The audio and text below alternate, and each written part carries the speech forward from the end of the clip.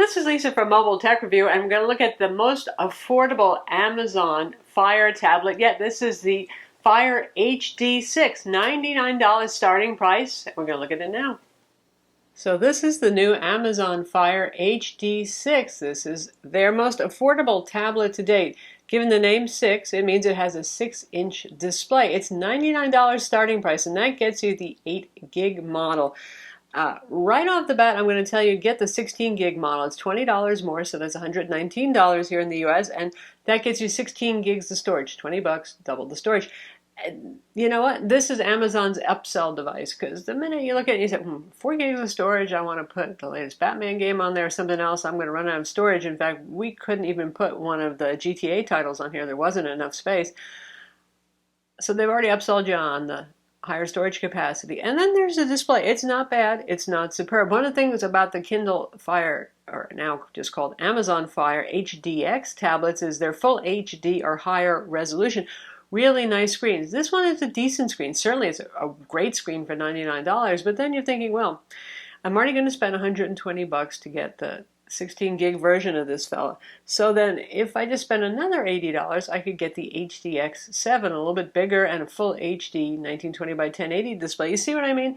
One of the reasons this exists is so Amazon can say, look, you can get a Fire tablet for $99, and they're hoping that you're going to thumb through the selection and end up buying something a little bit better.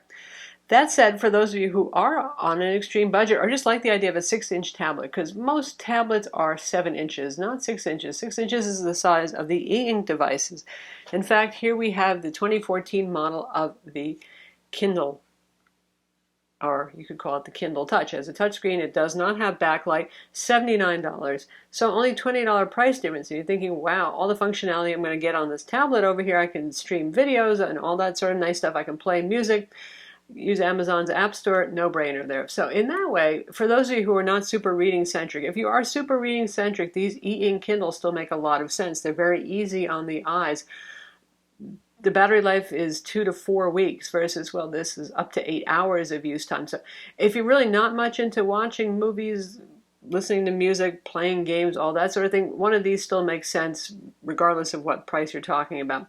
No backlighting on the basic 2014 edition $79 Kindle, but we do have the Kindle Paperwhite for those of you who like e-ink and like backlighting, and that looks just about the same. It gets a little better treatment of curvy sides here, but so there is one that does have, actually it's front lighting to be technically correct on it, so if you need to be able to see it in, well, not well-lit places, that's a possibility too. You don't have to go to a tablet just to get some form of lighting on the screen. But back to our little friend here. It's running Amazon Fire OS 4, otherwise known as Sangria, and everything that you can do on any Fire tablet you can do on this one. So it might be budget price, but you get all the same stuff there. Obviously we have our books. We have the usual carousel UI here, and just goes through things I've used recently. I played Sonic game right there. That's the Silk browser icon. I've been benchmarking it. And we have the up top selections here, maybe a little faint, a little hard to see on this particular display. Shop, games, apps, books, music, videos, so on. If you tap on videos, there it is, Amazon Instant Video and Prime Video right here, available at your fingertips. And it's a 1280 by 800 IPS display. It's decently bright. It's also highly reflective. The brightness does not combat the reflection quite as well on this model. They really didn't go into the whole make it bonded glass and all that stuff. So you're talking 252 ppi. It's not terrible, but one thing I did notice is the viewing angles aren't quite as good on this. It's not terrible, but they're not as good as the HDX or some more expensive tablets. And the colors are a bit more muted on this. They're not terrible, they're not blah, but the Fire HDX colors, wow, they really pop. And that also has really excellent color tuning on it. So with this one, you're getting a not bad experience, but it's got pretty good contrast on here. It's got certainly adequate brightness, unless you're going to be sitting at the beach, and then no tablet's really so great anyway, is it? So you get everything for the price, not bad. Home button, back button, all the usual navigation stuff right here. You got your email. We have the App Store. Let's take a look at that. Amazon App Store. I think most of you are probably familiar with that. It doesn't have all of the apps that the Android App Store has, but Amazon has a pretty healthy selection. They've really been beefing up games particularly lately because they want to, well, get more people playing games. So you have your Silk web browser, which is a WebKit-based web browser on here. You have calendar. You can actually sync up to Gmail now for your calendar and your contacts. You have your email program. Not the Gmail program, but you can set up the email program to pick up your Gmail. This is running Android, however, it's beyond what you would call heavily skinned. It's wildly customized by Amazon, so unless you're an Android person, you start to recognize some of those icons and some of the settings and all this stuff, you probably wouldn't even say, hey, that's Android. You can get the settings, and that is an Android-like feature. You pull down, you get your notification and quick settings. Here we have brightness. Notice there is no auto brightness on this model, just a manual brightness slider. It does rotate to portrait and landscape mode. You can turn your Wi-Fi on and off. Single band Wi-Fi 802.11 and 2.4 gigahertz, not the dual band or dual band with MIMO that we've seen on Fire HDX tablets. Again, that's another concession to the budget price tag for the Kindle HD6 and the HD7. By the way, the HD7 is $139. Exact same specs as this, just a little bit bigger screen. And here, if we want to go to settings, that's how they customize their settings right there. And you can see you've got parental controls on this. You also can use Kindle Free Time on this. So it's pretty kid-friendly. Of course, they now have a Fire for Kids, which is $149, a very rugged kind of casing, particularly good for, well, young kids. Household profiles as well right there.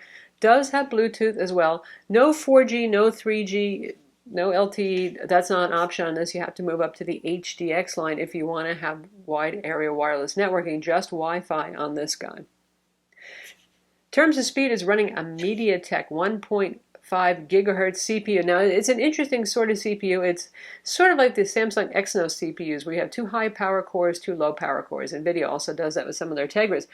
Now, MediaTek is not the fastest on the block. It is not the most power efficient on the block. Some of the latest CPUs are coming out with soon at the higher end are starting to look pretty competitive in terms of performance with, say, the Qualcomm Snapdragon. This is not it. The performance and benchmark numbers on this are just, okay. And Amazon claims up to 8 hours of use time, and that is kind of optimistic. It really depends on what you do. If you're streaming movies, you're going to reduce your battery life. If you're just watching, reading a book or something like that, then it's going to be longer. If you're playing music with the screen off, it's going to be longer. I find it's more like about 6.5 hours or so. And for those of you who are thinking about the next step up, both literally in size and in price, this is the latest generation Nexus 7 by Google, $229 for the 16 gig model, full HD 1920 by 1080 display. And you know, the bezels on this particular unit happen to be pretty big on the Nexus 7. Not all 7-inch tablets have such big bezels. Samsung, particularly with their 7-inch tablets, has smaller bezels, but you get an idea of the difference in sharpness, clarity, size, all that sort of thing when you're spending twice as much money. Speaking of benchmarks, 3D Mark right here, you can see it scored 10,406, which is not terrible. It's about half as fast as, say, the Fire HDX tablets running on a quad-core Snapdragon 800. The new 8.9-inch, in fact, is running on the Snapdragon 801 clocked at 2.5 gigahertz. So, yeah, not too bad. Quadrant has scored 6,231. So, somewhere between a third, a half of some competing Android smartphones, even in other tablets. So not the fastest, but it's still adequate for playing games, which is going to be the most demanding thing. Certainly it can handle streaming video, and actually Amazon's operating system has gotten a lot speedier. Even before in faster hardware, it would often lag, and now not so much the case. It does work in landscape mode as well for the carousel and any application that supports landscape, which is pretty much every application out there. And it weighs 10 ounces. It feels pretty heavy relative to the 6-inch size. I was surprised when I first picked it up. And it has a definite lack of style. Amazon tries a little bit with the HDX tablets, even those are not stunningly gorgeous. You get straight sides. It looks pretty much like your very basic tablet. Your volume controls are over here.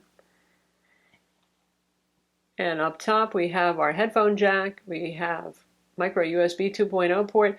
We have our power button right there. Nothing going on the side. Nothing on the bottom. And the back with the big Amazon logo. Shows some fingerprints. You can see we've already got a little fingerprint stuff going on here. A bit of a bevel. And notice here the speaker. Mono speaker. HDX tablets have been big into the sound quality and stereo speakers. This one does have Dolby audio for processing, and you're going to get the benefit of that with headphones, really, because with a mono speaker, well, you can only do so much. Decently loud, though. Amazon always is good for volume. On the back, 2 megapixel camera. And the front is a VGA camera. I suppose it's better than nothing, but it is sort of like cell phone circa 2004, isn't it? The surprising thing, though, is the back camera actually takes pretty decent shots. I mean, they are 2 megapixel. There's not lots of detail, but the exposure, the balance, all that sort of stuff, it's not as bad as you might think. Again, it's sort of like a better than nothing. The cameras are there sort of thing. There is no Mayday button on this tablet. You get the usual Amazon, email, web, and phone support if you need it, but no cutesy little Mayday button where you can get into live chat support with somebody at Amazon. You're going to have to go again up to the Fire HDX or, of course, the Amazon Fire phone if you want to have that feature. As a reader, it's actually not bad. The screen is pretty good when it comes to contrast. Like I said, pretty decent brightness on this too. Often you don't want the world's brightest thing burning your retinas when you're reading anyway. And you have the usual neat Amazon features. So if you do about the book, you can see about the author. You can see other books the author has written. It has integration with Facebook, with Goodreads as well. Goodreads certainly makes a lot of sense here. So if you are a person who does like to read as well, that was just the X-ray function right there that we have. Sharing, bookmarks, the usual highlighting, all that sort of stuff. It doesn't look too bad. I wouldn't mind reading on this, to be honest, which is a pretty good achievement for a $99 color LCD tablet.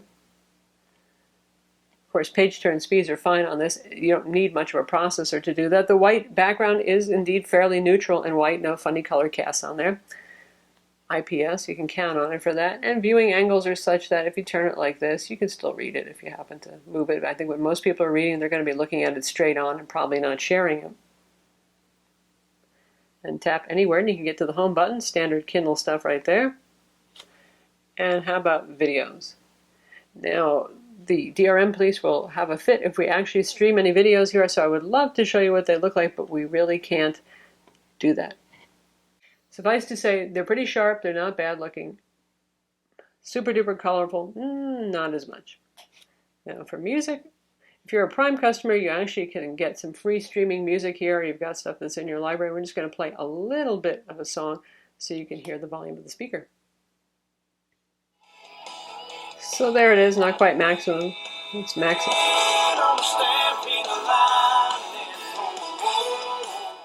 So the speaker on this, it's not bad. It's okay. It's a mono speaker. The volume is pretty good at maximum setting, and it does not distort at maximum setting. You're probably going to use headphones anyway, aren't you? So how about gaming? A lot of you are probably buying this for a little bit of fun, or maybe to keep your kids entertained. So we're gonna check out Sonic Racing right here.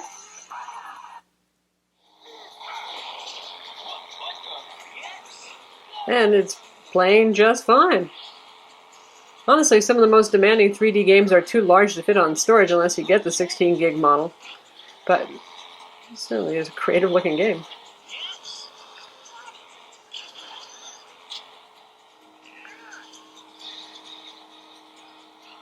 So there it is, the Fire HD6 playing Sonic Racing. And doing a fine job.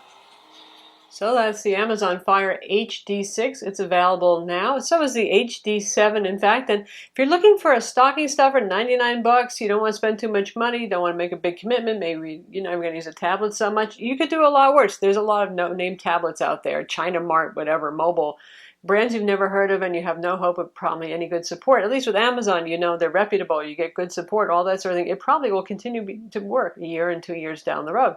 So for $99, absolutely not bad at all. And like I said, it is also designed to get you looking and to upsell you, and I can't blame you if you start moving into certainly that 16 gig model, or maybe even an HDX if you do know you want some more features. But for those who are on a constrained budget, or who just want a 6-inch size, since it's really hard to find something, I mean, look how small that is, something that's not much bigger than an iPhone 6 Plus, you could do worse.